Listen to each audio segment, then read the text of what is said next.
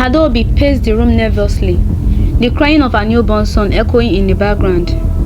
Her husband Obinna sat on the bed, trying his best to soothe the baby, but the tension in the air was thick, and neither of them spoke. The arrival of her mother, Mama Nkechi, for omugwo was supposed to be a time of joy and bonding. Instead, it was tearing their home apart.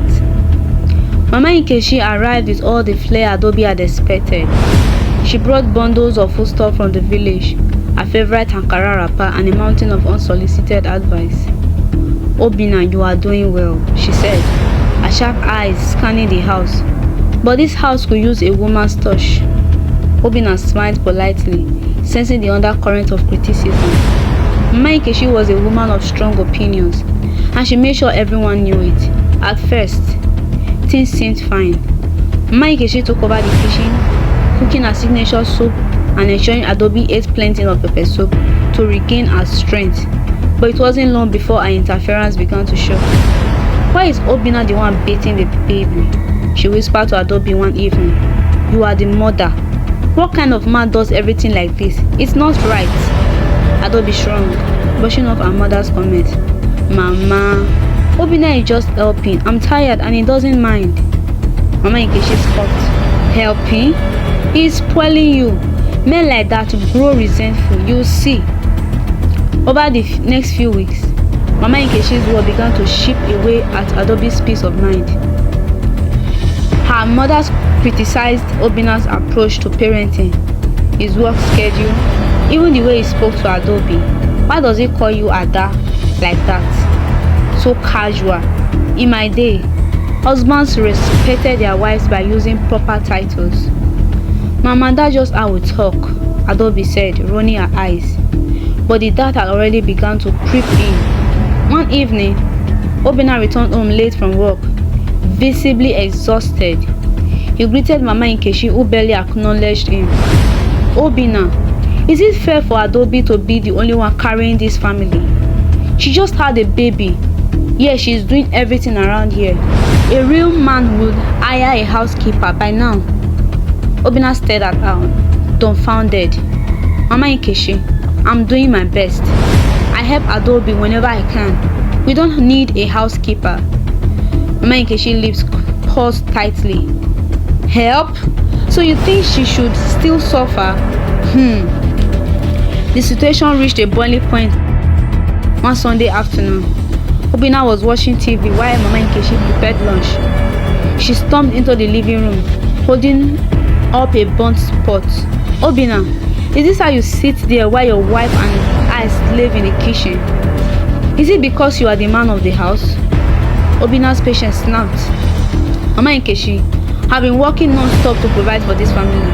I can't do everything. This is my house too, and I deserve some respect." The words hung in the air like a slap. Adaobi rushed into the room trying to mediate. "Obinna, don't talk to my mother like that," she said, her voice shaking. "So you will defend her but not me?" Obinna shot back. "This is exactly what she wants, turning you against me." Things took a darker turn when Mama Nkechi confided in Adaobi about her suspicions. "Do you notice how often he is on his phone?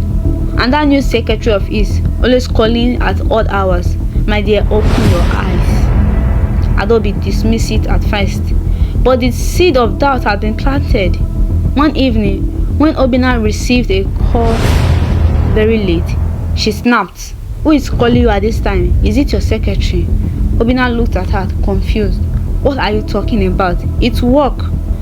Adaobi's accusations spiraled out of control, fueled by her mother's constant whispers. The argument became frequent and bitter, the love they once shared buried under layers of resentment. One fateful night, after another heated argument, Obinna packed a bag and left. "Mama, look at what you've done," Adaobi cried, tears streaming down her face. "Me? I was only trying to protect you. That man never respected you," Mama Nkechi said, unrepentant. But as the days turned into weeks, Adaobi began to see the cracks in her mother's stories. Relatives reached out, asking why Obinna had left, and she had no answer that made sense. She found herself questioning everything. Months later, during a heated confrontation, Mama Nkechi finally admitted the truth. I only wanted what's best for you. Obinna was taking you away from me. I couldn't let that happen. Adaobi stared at her mother in disbelief. You ruined my marriage because you couldn't let go? Do you know what you've done to me, to my children?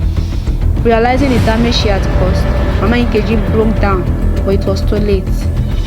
Determined to make amends, Adaobi reached out to Obinna. It wasn't easy, but they began to rebuild their trust, one conversation at a time.